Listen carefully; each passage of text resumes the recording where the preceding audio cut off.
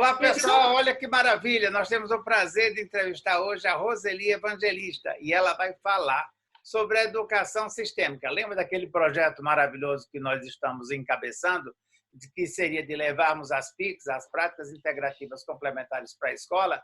Olha que maravilha, conversando com a Roseli, ela me falou que ela já está conduzindo a educação sistêmica, e nós vamos conversar sobre isso, para vocês saberem que o que a gente está pensando já tem gente fazendo na prática. Fica de olho.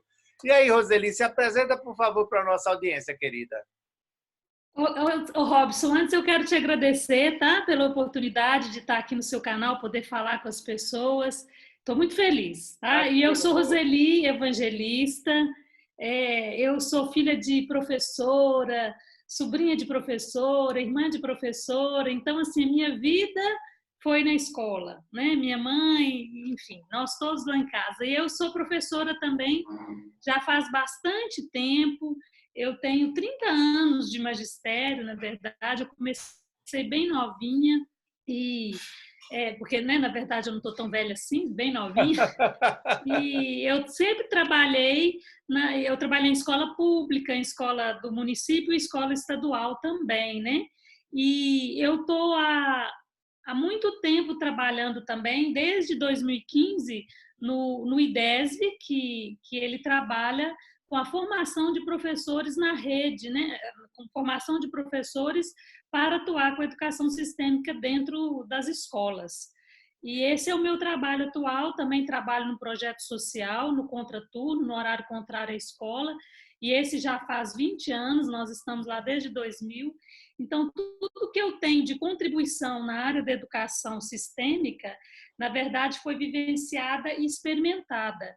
Porque quando eu conheci a abordagem sistêmica, através do DES e da Wilma, que são os proprietários, né, e idealizadores do IDESB, eu, quando participava dos workshops, das constelações, ou dos movimentos que eles traziam para a cidade onde eu moro, e mesmo para o Brasil como um todo, mesmo quando eu estive com Bert, né, nos seminários, eu sempre ficava lá dentro, naquela estrutura, aprendendo e apreendendo todo o conhecimento com o objetivo único de trazer para a escola, de trazer para a minha sala de aula. Então, eu comecei a experimentar lá no início do século. Eu costumo dizer que eu sou do século passado na área da constelação. Então, eu fui trazendo para a sala de aula e experimentando. E como isso foi bem no início, e o Décio e a Wilma ainda moravam na mesma cidade que eu tive a oportunidade de ir perguntando e adequando aquilo que eu estava fazendo até chegar num lugar onde a gente experimentava com sucesso. E a partir de 2015, já era um desejo do Décio colocar essa estrutura rodando, né, para que todos os professores pudessem fazer, mas só em 2015 que eu aceitei o desafio de sair, né, do cantinho da cidade do interior que eu moro, para poder fazer isso no Brasil, né? Naquela época éramos 2 professoras atuando, hoje sou eu e o professor Fabiano. Nós estamos rodando assim, várias cidades do Brasil, nós estamos na turma 63 já, Uau, com professores, e o resultado que nós estamos tendo é muito, muito efetivo, né? Imensurável, inclusive, né? É possível a gente olhar e ver o efeito desse trabalho através de toda a postura sistêmica e do conhecimento das leis, né, que regem os relacionamentos, e a diferença que tem feito na vida das professoras. Então, poder estar aqui com você, falar disso um pouco, para mim é uma alegria danada, eu fico toda feliz. Muito obrigada. Obrigado você por estar aqui com a gente, mas me fala um pouquinho mais. Por exemplo, como que vocês introduzem essa visão sistêmica nas escolas? Como é que se dá o processo? O professor procura vocês fazem um treinamento inicial com os professores, aí os professores é que levam para a escola. Como se dá isso na prática? Na verdade, na prática, esse curso, né, que é o curso de educação sistêmica, que é feito através do Instituto IDESB, ele não é só para professores. Na verdade, ele é para educadores, né? Então, nós temos na sala de aula diretores, vice-diretores, né, supervisores, assistente social, psicólogo. Na verdade, todos nós somos educadores, né? Em um ramo da nossa vida, nós estamos lá. Então, ele é um curso aberto para todos. Mas o que a gente percebe é o seguinte, quando tem a pessoa da escola lá dentro do curso, ela logo que ela se vivencia o primeiro modo, ela passa a conhecer essas leis que regem os relacionamentos, ela quer levar para a escola. Ela quer levar, se ela está na sala de aula, ela leva para a sala de aula dela. Se ela está na supervisão, ela começa a ter um olhar sistêmico para a equipe de professores. Se ela está na direção, é a mesma coisa. Na verdade, é um conhecimento que ela vai adquirindo para que ela possa exercer a função dela como educadora na amplitude que ela tem dentro da escola, né? Ou dentro dos projetos sociais, da assistência social, dentro da terapia. Dessa forma que nós trabalhamos dentro do curso, é possível levar para a vida, né? É muito, muito bacana esse movimento. Então, isso é o que acontece de fato. A formação são 4 módulos, e aí a pessoa vai formando cada um dos módulos, ele é dividido para que a pessoa possa gradualmente, depois do módulo, ter um tempo de experimentar e retornar com a experiência e vai sucessivamente complementando aquela experiência. Dentro desse grupo, os pais também estão incluídos, ou eles também procuram, ou são menos?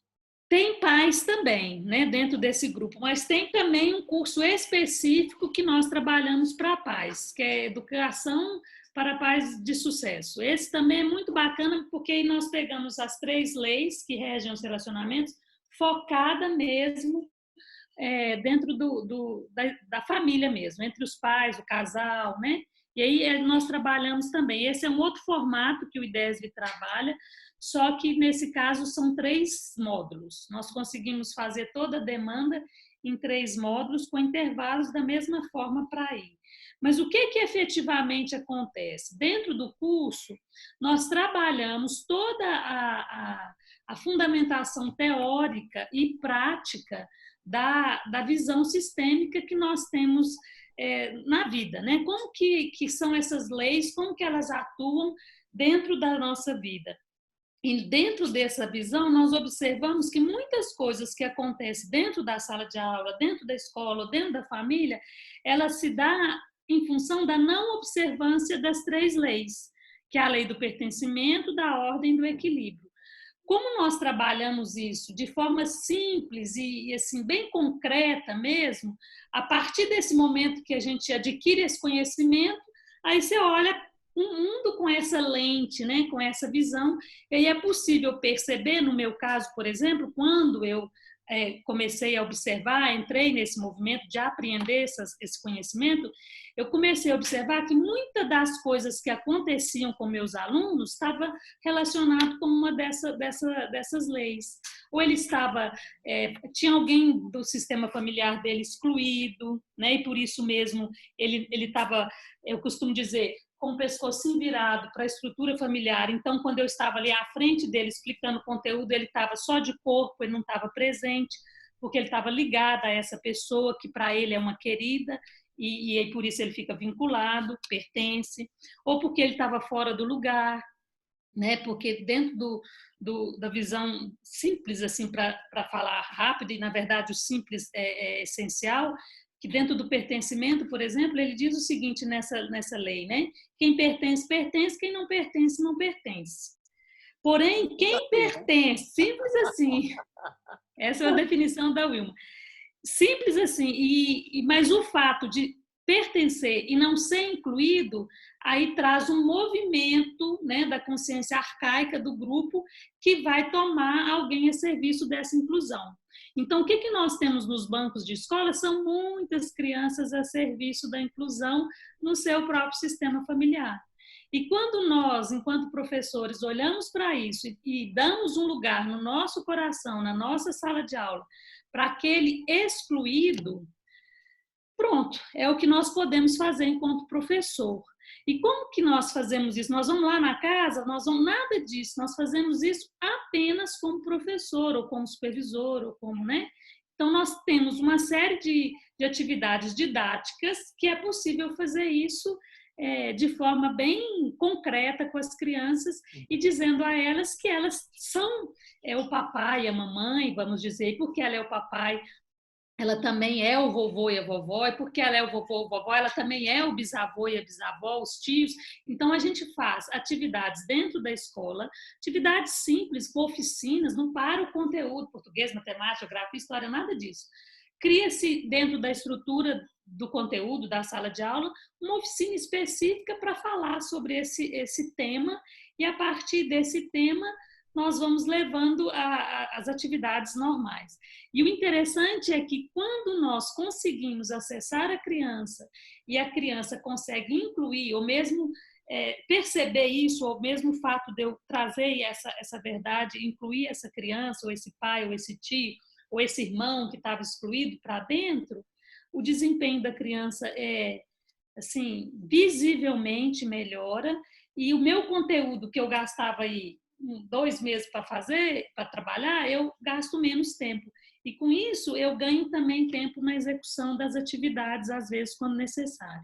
Então, Nossa, a princípio, é muito bacana, Robson. A princípio, a educação, o pertencimento se dá a isso. A gente traz para a sala de aula todos aqueles que fazem parte, todos aqueles que pertencem ao sistema das crianças. E aí nós começamos pela base mesmo, né? Dentro da estrutura quem que pertence? Primeira pessoa, seu pai, sua mãe, né? Seu papai, sua mamãe. Se não fosse esses dois, não seríamos eu e você aqui, né? A gente de um lado e do outro.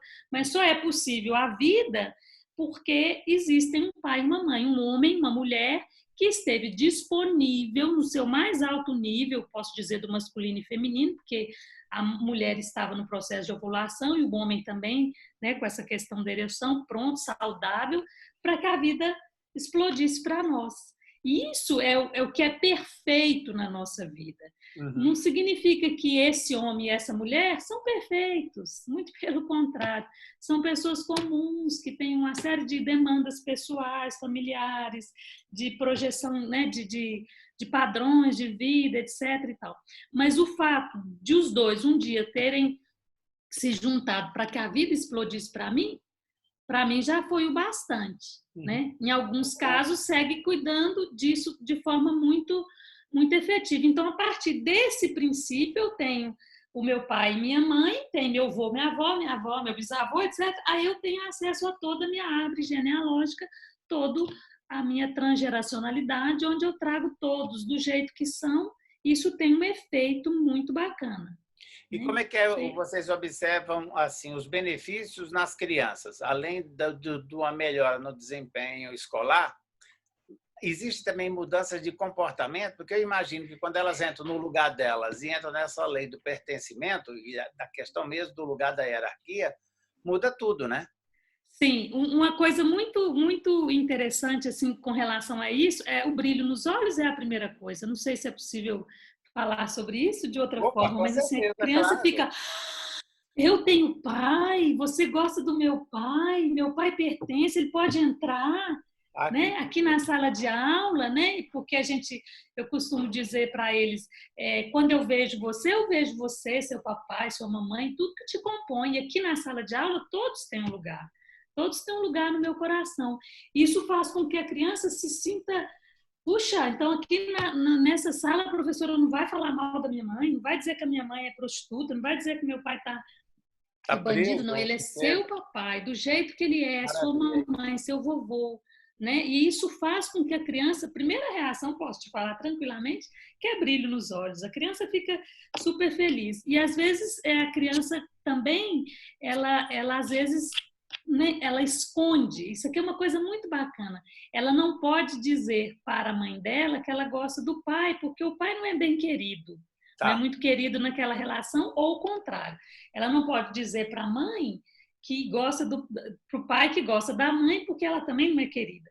E quando a professora se dispõe nesse movimento de estar no lugar de ser apenas professora, e por isso eu me alegro, porque o seu papai e sua mamãe existem e deu a vida para você, eu posso te ensinar a ler e escrever, eu posso te ensinar química, ou eu posso te ensinar, né, qualquer outro conteúdo, isso me alegra muito. Então a criança tem uma reação de relaxamento, aqui eu não preciso esconder. Aqui eu tô feliz, eu posso ser meu pai e minha mãe inteiramente, que aqui eu não preciso gastar nada de mim para esconder essa verdade em mim. E isso é muito Libertador, né? libertador e apropriado para o aprendizado, Com porque o aprendizado certeza. se dá quando você está mais relaxado, mais livre, e esse é um ponto muito importante que as crianças fazem. E eu costumo dizer com as alunas, né, do curso, e mesmo para que eu trabalho, que a gente tem que ter uma coisa também que assim, nós viramos tipo mel para abelha, entendeu? E as crianças querem ficar perto, querem saber mais, Legal, querem estar com a gente. E aqui eu estou querendo dizer criança, viu, Emerson, o Robson, de 0 a 100 anos. Oh, que maravilha! Não precisa ser criança, não. Porque dentro do processo da observância da ordem, nós, filhos, seremos sempre crianças diante dos nossos pais. Porque a ordem diz o seguinte, né? Resumindo, lá quitando a fatura mais rápido, é que quem vem primeiro, quem vem depois, vem depois. Se quem vem primeiro é grande. Então, assim, na relação entre pais e filhos, eles sempre vão ser maiores e nós vamos sempre ser menores, né? Assim, eles são grandes e nós somos menores. Eu E vejo, essa postura... eu vejo que nessa questão da postura de os pais são maiores, os filhos são pequenos, eu entendo completamente, inclusive energeticamente, isso do ponto de vista da constelação. Uhum. Mas eu vejo que, às vezes, quando isso sai desse âmbito, as pessoas falam, mas como que eu sou menor se eu estou crescendo? Porque tem aquela questão de superar, né? Eu diria até de sobrecriar, de fazer mais do que os pais fizeram, porque a ideia também, ainda na constelação, eu não vou refazer, eu não vou devolver ou retribuir o que os meus pais fizeram por mim. A minha forma de retribuição é fazer isso para os meus filhos e gerações por gerações. Mas existe uma outra parada aí, digamos, nessa realidade louca que a gente vive, que é que dos filhos sobrecriarem ou até mesmo superarem. Às vezes até estão competindo com os pais, né? E isso gera tanto problema, né?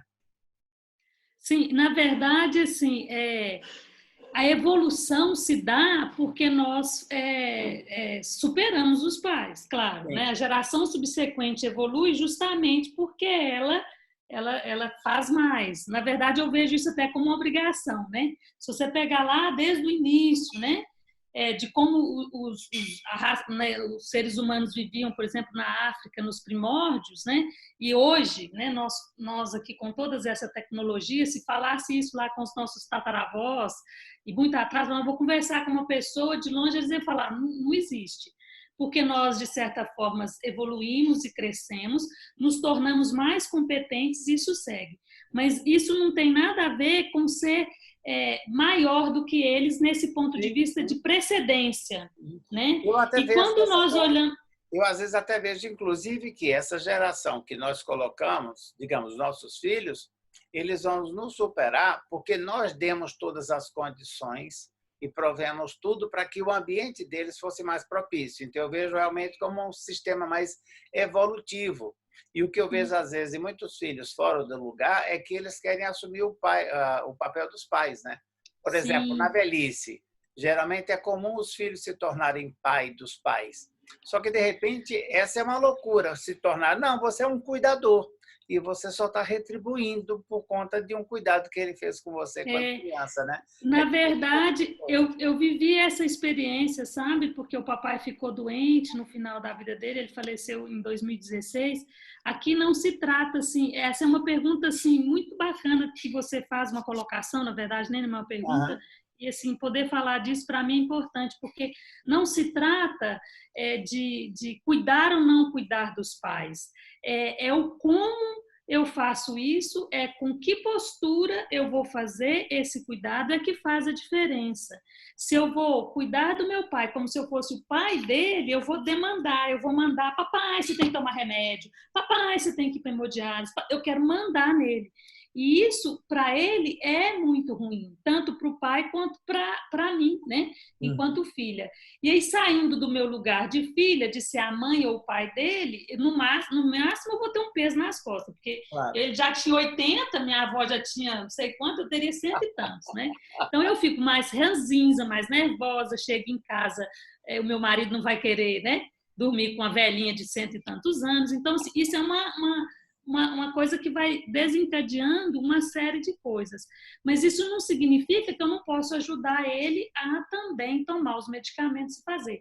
Aí a postura de como eu faço isso, né? Que isso é muito bacana porque eu preciso fazer como filha. E como Sim. filha eu faço com muito respeito e aguardando uma demanda dele. Às vezes eu atendo crianças que chegam comigo e com os pais e elas se colocam maior do que os pais. Aí eu tenho uma pergunta clássica. Eu pergunto, quantos anos você tinha quando seu papai nasceu? Aí ela fala, tem umas que fazem conta, entendeu?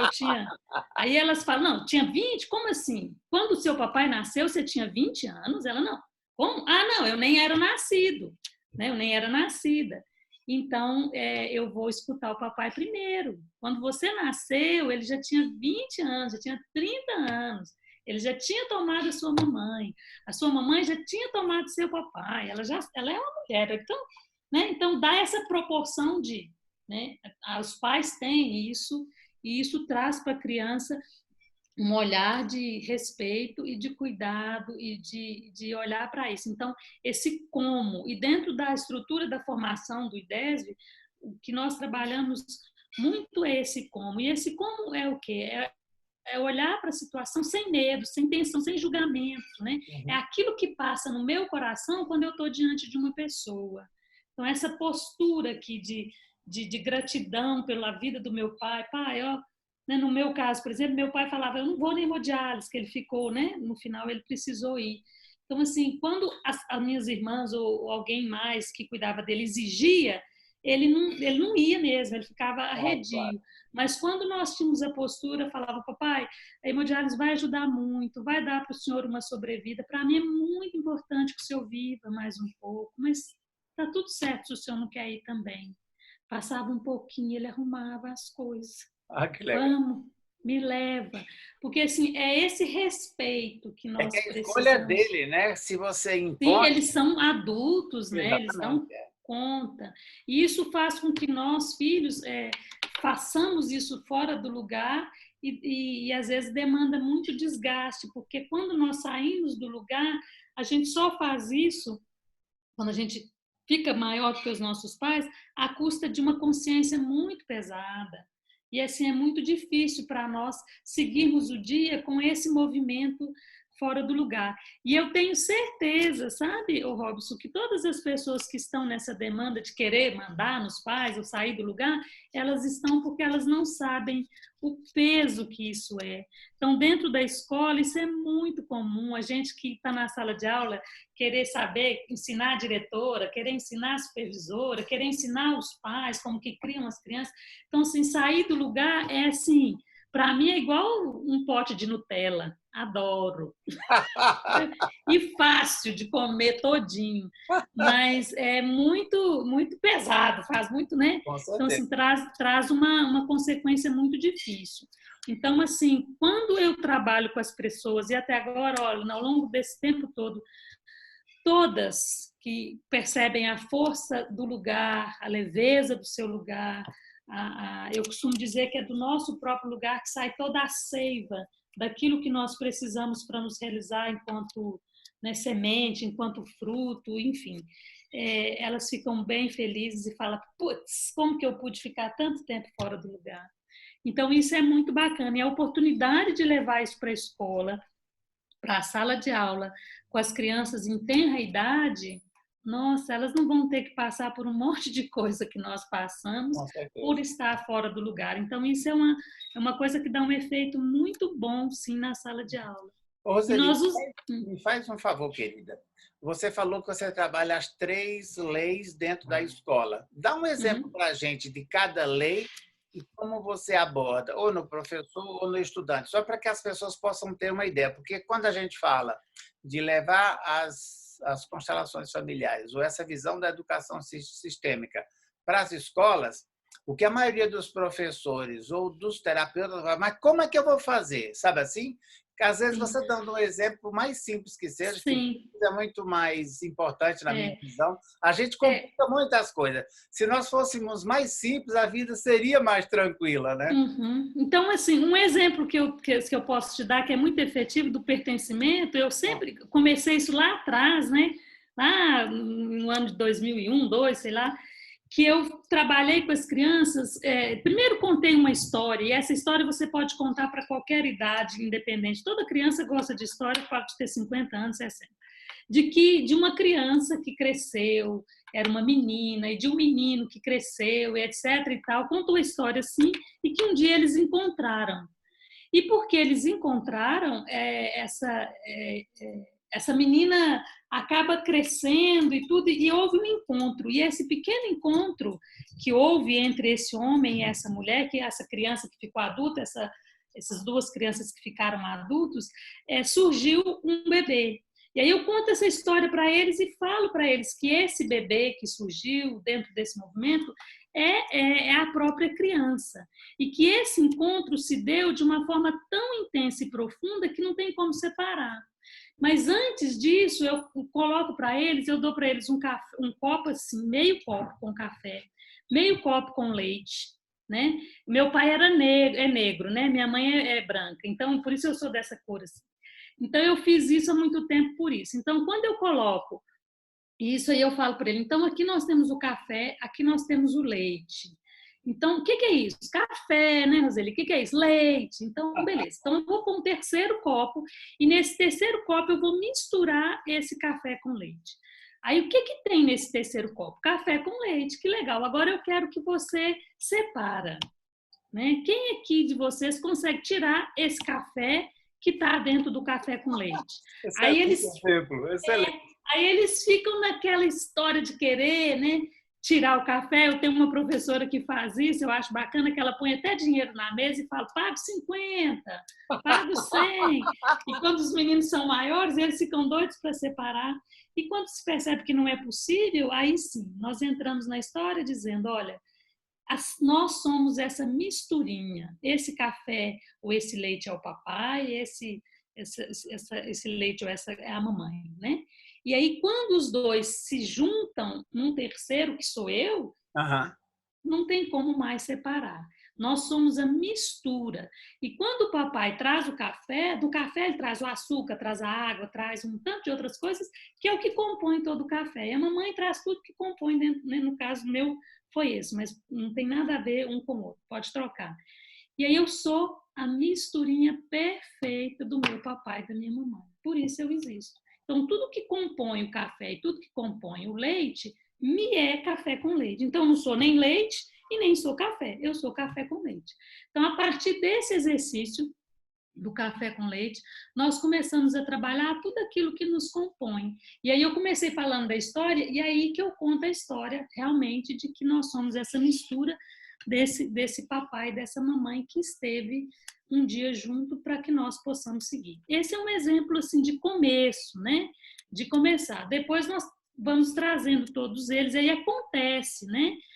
Como a gente conversou, né, em off, assim, que alguma criança pode dizer, bom, mas o meu pai, minha mãe, não. Você está mentindo, Roseli, porque os meus pais, a minha mãe nunca namorou, né? E a criança, muitas crianças, elas têm essa ideia de que realmente a mãe é o pai e a mãe, ou o contrário também. Mas o que eu quero, aí com esse movimento, nós trazemos para ela que ela é essa mistura. E aí acontece uma coisa muito importante que nós trabalhamos também, que eu trabalhei muito com elas. Se eu pegar o copo com café, que agora não está mais com café, porque o café já passou para frente, e o copo com a água, e colocar lá na China, o outro lá na Argentina, né? Tipo assim, separar os dois, em nada vai afetar o café com leite no copo terceiro, entendeu? Isso é muito legal, esse exemplo, porque não só traz a harmonia do pertencimento, a parte 50% meu pai, 50% minha mãe, mas, ao mesmo tempo, também fortalece a minha identidade, né? Eu não sou nem igual ao meu pai, nem igual à minha mãe. Eu sou a mistura dos A dois e tenho uma mistura identidade própria, que eu posso fazer as minhas próprias escolhas. Eu acho que é bem legal isso, de uma maneira bem didática, né, que a criança possa entender, mas isso lá dentro já está plantada uma sementinha do tipo. Você e pode aí, ser você e pode ser diferente. é, e aí, assim, o que é seu papai, metade é o vovô, a outra metade é a vovó. Então, 25% de você é o seu vovô e a vovó. 12,5% são seus bisavós. Então, assim, eu sou uma riqueza. Esse café, essa misturinha que eu sou, é uma riqueza de muitos que nos compõem. E isso, Robson, quando a criança se dá conta disso, aí eu estou falando para você, criança de qualquer idade, é muito bonito, porque muitas coisas que eu julgava não ser boa em mim, na verdade, é o recurso que eu recebi lá de trás para realizar aquilo que eu preciso fazer aqui. Uhum. Então, assim, a partir daí, nós trabalhamos com as crianças o pertencimento, e aí vai surgindo uma série de outras demandas, né? Que nós vamos trabalhando com elas e exercícios. Mas o nosso tempo é curto, e dentro da ordem, nós trabalhamos com elas uma coisa assim, de que quem vem primeiro precede quem vem depois, né? Aquilo que a gente já falou. Então, nós colocamos as crianças em ordem de chegada na vida, dentro da sala de aula. De forma que eu coloco o mais velho à direita de todos os outros. Então, vem, sei lá, 10 anos, 9 anos e 9 meses, 9 anos e 7 meses, e tudo, até eu chegar no que tem 9 anos e 1 mês. Aí eu coloco eles todos em ordem, e isso é uma atividade que nós fazemos na sala de aula, que se tem professor me ouvindo aí, eu te convido a experimentar. O efeito é um silêncio, uma harmonia, uma disciplina, porque se tem uma coisa que a gente sossega na vida é quando a gente está no nosso próprio lugar. Uau, isso é As fantástico, crianças é espetacular. ficam no seu lugar. Para os supervisores que estão aí, se você quiser fazer essa experiência com as professoras, colocarem elas em reunião, em ordem de... Aí você pode fazer a hierarquia, você pode colocar por ordem de nascimento, por ordem de chegada, né? Ou hierárquica. Mas como supervisor, eu te sugiro que você coloque em ordem de chegada na escola. Posso falar? Acabam-se aquelas brigas, as confusões, aquelas discussões, porque você ordena a sua reunião e os seus professores vão ficar muito mais atentos, mais no lugar. É uma coisa assim muito bacana. Essa é uma das várias opções que nós temos, né? E o equilíbrio, ele diz o seguinte, que quando nós estamos em relações de iguais, a gente precisa equilibrar isso. E o equilíbrio, ele se dá quando você faz algo bom para mim, eu faço algo bom para você também. Só que um pouquinho melhor. E também, quando você faz alguma coisa ruim para mim, eu também faço uma coisa ruim para você. Só que um pouquinho menor. E isso dentro do paradigma da desculpa, as pessoas ficam chocadas. Como assim? A pessoa faz uma coisa ruim para mim e está tudo certo, aí eu digo para ela desculpa, e eu falo desculpado e está resolvido. Mais ou menos, né? Então, essa é uma experiência que a gente faz com as crianças. Quando uma ofende a outra, a gente coloca as duas, uma de frente para a outra, e deixe que uma peça reparação pelo fato que fez. Se for uma coisa boa, um pouco melhor. Se for uma coisa ruim, é preciso pedir uma compensação um pouquinho menor. Me dá um exemplo específico dessa questão, exato, porque às vezes as crianças brigam, e o que eu vejo nas escolas ou na maioria das famílias às vezes a criança tem razão e ela está brigando, a outra fala, peça perdão a ela, peça desculpa. É como se fosse uma humilhação, eu já fui penalizado porque aquela pessoa me sacaneou. E eu ainda tenho que pedir desculpa? Quando você entra nessa lei do equilíbrio, olho por olho, dente por dente. Não é exatamente, mas é assim. Deixa eu tirar essa coisa guardada, que é um pouco da maldade que todos nós temos, né? Nós temos a nossa bondade e a nossa maldade. Quem que eu vou alimentar? Porque, na verdade, dentro das ferramentas que eu trabalho, é assim, que energia se requer aqui? A da maldade ou da bondade? Porque se a pessoa me fez o mal, eu vou fazer exatamente igual, um pouquinho mais ou um pouquinho menos. Mas para a pessoa perceber que eu não sou o bobo da corte, porque eu acho que é isso que gera equilíbrio. Porque se você fica numa posição de boazinha eternamente, você só leva a cacetada, porque você vira a Madre Teresa de Calcutá, né? Esse não é o propósito. Uma coisa bonita do equilíbrio, o Robson, que nós trabalhamos nessa visão, na verdade, eu exijo uma compensação de você, não é para eu me tornar melhor ou para vingar de você, é porque eu quero continuar sendo sua amiga. Eu quero continuar o meu relacionamento com você. Porque dentro da observação da lei do equilíbrio é o seguinte, se houver desequilíbrio na relação, a relação rompe. Então, quando eu desejo equilibrar, eu desejo manter a relação.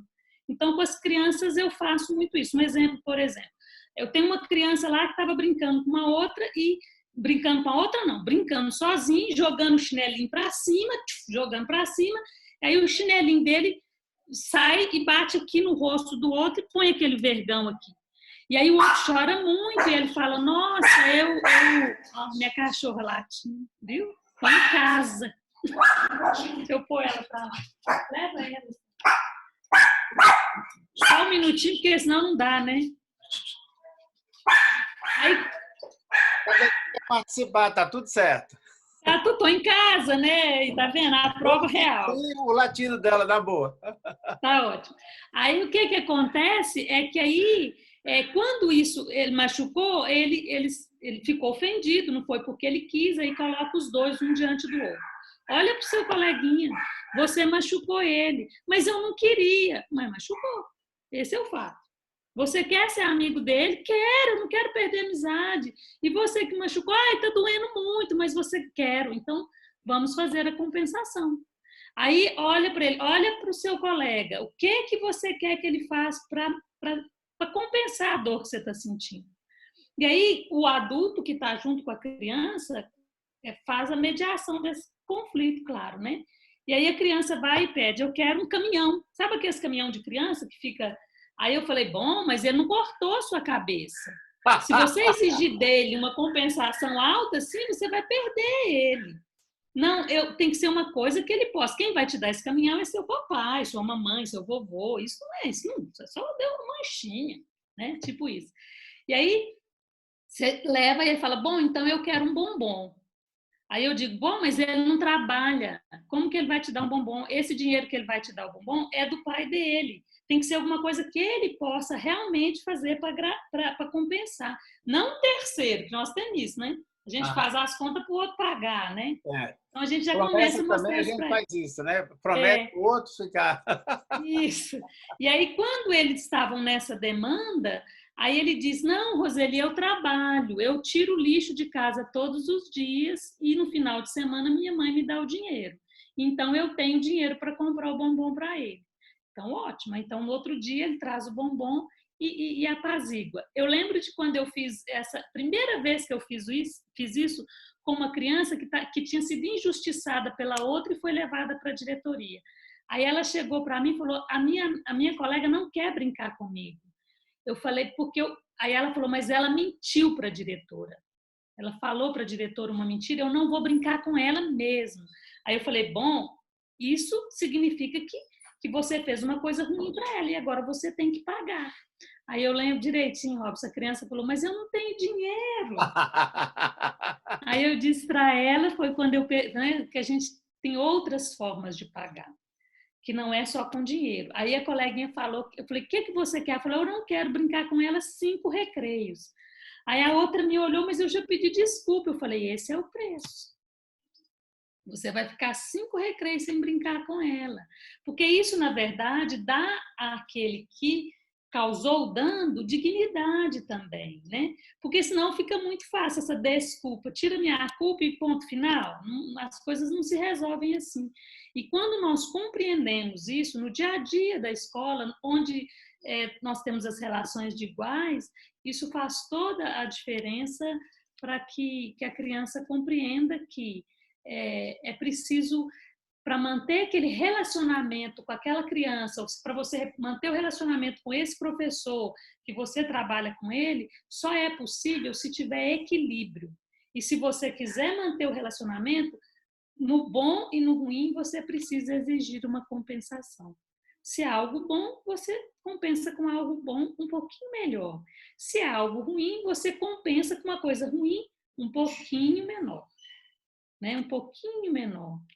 E aí o equilíbrio se dá. Me fala um pouco dessa relação do equilíbrio para os adultos. Eu estou imaginando aqui na escola temos um monte de conflitos, né? Porque todo mundo manda e todo mundo é mandado, mas ninguém obedece a todo mundo e é aquela confusão, o que é natural, né? A escola, na verdade, é uma empresa. Como se dá isso? Porque, assim, uma das minhas maiores curiosidades nessa abordagem sistêmica é a diminuição de conflitos e, principalmente, alguns professores estão doentes, enfermos, com a depressão, com síndrome do pânico, ou com tantas outras patologias. Quando essa abordagem entra, qual que é o efeito na diretoria, nos professores? Porque, de repente, se eles estão sãos ou se eles estão sanos, digamos assim, essa sanidade passa. Se eles estão insanos, essa insanidade também passa na mesma intensidade. Como que isso se dá? Na verdade, foi bom você falar isso, porque deixei de falar uma coisa importante. O equilíbrio, ele é uma das 3 leis, né, que ela só atua quando não tem ordem. Tá? Onde existe ordem, não atua equilíbrio. Então, ela só atua em relação de iguais. Então, somos todos professores, né? Mas onde tem ordem, alguém que tem precedência, aí não. Por exemplo, entre meus pais e eu não existe equilíbrio. Eles sempre vão ser grandes e eu sempre vou ser pequena. Eu sempre vou estar num patamar menor de respeito, de postura de quem, né, está nesse movimento de menor, entre aspas, aí, né? No menor, todo mundo entendeu.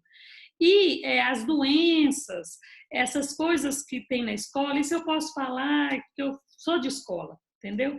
Ela se dá muito mais por uma questão de desordem, de nós não estamos no nosso lugar, ou dentro da escola, ou mesmo na nossa família.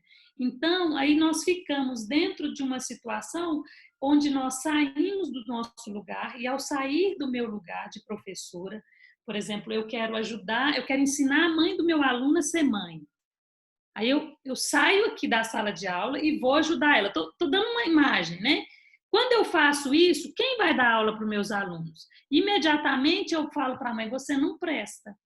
Eu sou melhor do que você. Esse movimento de deslocar, mesmo que só na intenção, me tira do meu lugar e ao sair do meu lugar, eu perco força. Eu não recebo a seiva que eu preciso daquele outro lugar. E aí eu julgo que o que me adoeceu foi a mãe daquele aluno. Eu posso falar isso de categoria. O que te adoeceu foi você ter saído do seu lugar de ser apenas a professora, ou de ser apenas o supervisor, o educador, etc. Então, ou psicólogo, etc.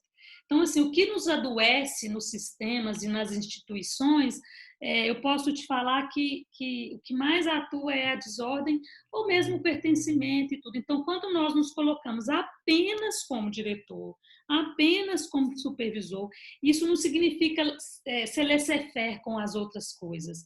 É se fortalecer naquilo que você é.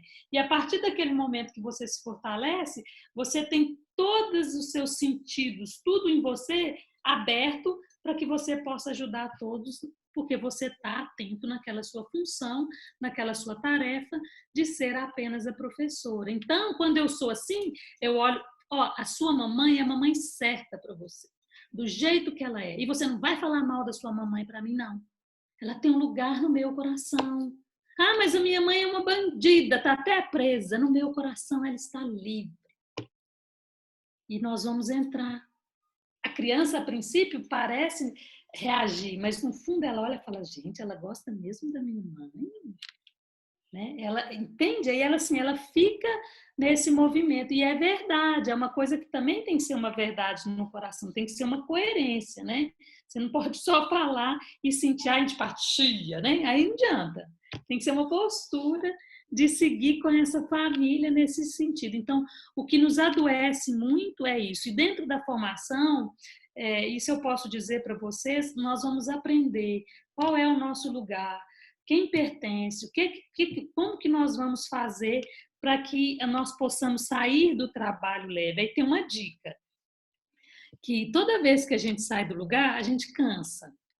A gente fica mais cansado. Porque quando você está no seu lugar, você está leve, feliz, alegre. Na verdade, você está eufórico, entusiasmado para realizar aquilo que você está fazendo. Então, quando você sai do lugar, você adquire um peso a mais, uma canseira.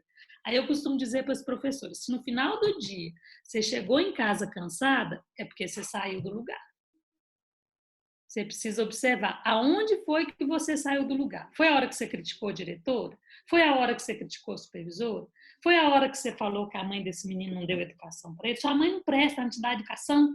Quando você faz isso, você julga a mãe dele. Você sai do seu lugar, vai ser juiz agora? Ela está com você, criança, porque a vida te deu aquela criança aquele ano, porque você tem todas as ferramentas necessárias para que aquela criança possa desenvolver com você. Isso não caiu assim de paraquedas, não. Há uma sincronicidade aí que você tem participação, né? Você, eu e nós todos. Então, assim, trazer essa consciência para os professores aí é muito legal, muito legal. Porque o professor, ele sai da escola, aí ele vai ser mãe na casa dele, porque ele vai cuidar dos filhos dele. Ele acabou de fazer as tarefas de mãe, ele vai ser esposa, o marido, vai cuidar das coisas. Vai para a casa da mãe dele, não vai querer mais ser a mãe dela, vai ser mãe, eu sou apenas a filha. Isso é que eu acho mais lindo na educação sistêmica ou em qualquer treinamento na educação, porque inicialmente você entra com o foco. Eu vou melhorar a qualidade da minha aula e vou melhorar o relacionamento com o estudante, eu vou proporcionar para ele mais ensinamento. Mas, na verdade, o primeiro beneficiário é você, porque você aprende as ordens, você aprende a viver de uma forma sistêmica, em que tudo tem seu lugar e que você não tem que ficar julgando. E nisso aí você dá uma volta, a tua vida muda um pouco, né? Muito legal isso. Isso que você está falando é bacana. Não é esse o objetivo do curso primeiro, mas isso acaba acontecendo mesmo. Então, assim, a professora, aí ela volta para casa, ela volta mãe, ela volta grande. Então, a pequenininha não vai ficar pirraçando, porque eu sou sua mãe, eu que entendo. Ela vai para a casa da mãe dela e ela fica pequena. Ela entende que a mãe é grande e ela é pequena. Então, ela começa a se comportar assim, observando tudo isso. E a Wilma costuma dizer que deixa eu pegar a frase dela que eu gosto muito. Quanto mais maior de grande aqui com a minha filha, mais menor de pequena eu sou com a minha mãe. Ou quanto mais menor de pequena eu sou com a minha mãe, mais maior de grande eu sou aqui com a minha filha. Então, significa que em cada lugar que nós estamos, nós exercemos um papel. E quando nós compreendemos isso, a gente se coloca em cada lugar com aquele papel que nós temos naquele lugar. Eu vou mudar, eu mudo esse papel. Então, aqui eu sou a supervisora. Então, qual que é a minha função? É essa. Faço isso. Quando eu for embora, eu sou a esposa, né? Costumo brincar com meus alunos, vou dar atendimento, vou ser feliz, vou ficar pensando em programa, em planejamento escolar, não. Isso eu já deixei lá na escola. E essa é uma habilidade que nós vamos criando passo a passo. E o curso, ele é muito didático. Ele é presencial ou é online esse curso? Ele é presencial, mas com essa coisa toda da pandemia, possivelmente a gente vai ter muitas coisas online, né? Daqui a pouco é possível depois estar te passando esses programas que vêm, mas tem nos dois formatos, né? Vai rodar agora no formato online também. Mas o presencial, ele é muito importante também, porque ele é todo desenhado com a teoria, a prática e o para casa, né? Que eu posso dizer assim. Então, você tem uma parte teórica e a prática. A gente não faz constelação na formação do curso, isso também é bacana, não que seja bom ou ruim, nada disso, mas é porque a gente não está falando de nós estamos, então, nós colocamos o representante no mesmo formato das representações, só que o representante do professor, o representante do aluno, o representante dos pais do aluno, então, todas as demandas que existem na escola, a gente pode mostrar através dos exercícios, e não sou eu que vou falar, é você que vai sentir no corpo como que o pai reage quando a professora faz tal coisa. Como que o pai reage quando a professora tem uma outra postura. E aí, isso, Robson, é incrível, porque isso crava no conhecimento, não é mais uma coisa só pensada, é uma coisa sentida. E aí, quando você tem aquele pai naquela mesma circunstância daquele desenho de exercício que você fez, você fala, putz, agora eu sei como ele pensa. Agora eu sinto o que ele sente. E aí o exercício, ele entra no professor, nos alunos, vivenciado. E aí ele começa a perceber que as coisas são vivas, né? Então, você bate e volta, é reação, né? Se eu julgo daqui, eu recebo de volta um outro julgamento, mas se eu respeito aqui, eu recebo um respeito de lá. E aí, é isso. Aí fica bonita, a gente fica bonita, a gente não fica estressada, a gente fica feliz. Os meninos, quando dá certo, outubro, novembro, no máximo, seu conteúdo já está quase pronto. Eu sou muito mineira, né? Gosto de dizer, já quitei minha fatura.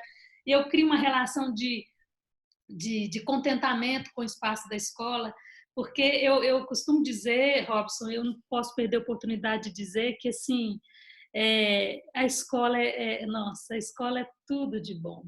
E se hoje ela não está boa, é porque nós ainda não entendemos como funciona. Porque lá é o primeiro lugar público que a criança vai sozinha. Né? Nós, professores, temos muita força. Nós temos muita condição de complementar os pais, de complementar a sociedade. A nós foi confiada uma tarefa muito grande.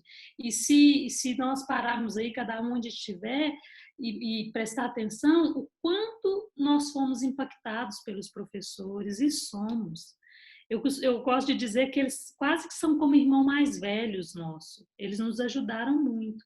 Então, assim, quando eu tenho a oportunidade de ajudar esse, que ajuda tanto, ficar mais feliz, mais leve, eu não meço esforços para ir onde for preciso, onde que Deus for servido, né? Que é uma fala do meu avô, para que possa fazer isso. Então, assim, a escola que temos, né? Tem um exercício no final do módulo que é muito bonito, que a gente está sempre querendo uma escola ideal, né? A escola que queremos e a escola que temos. E, na verdade, essa escola que nós temos é a que tem. Essa que queremos, ela nem existe. Ela é uma...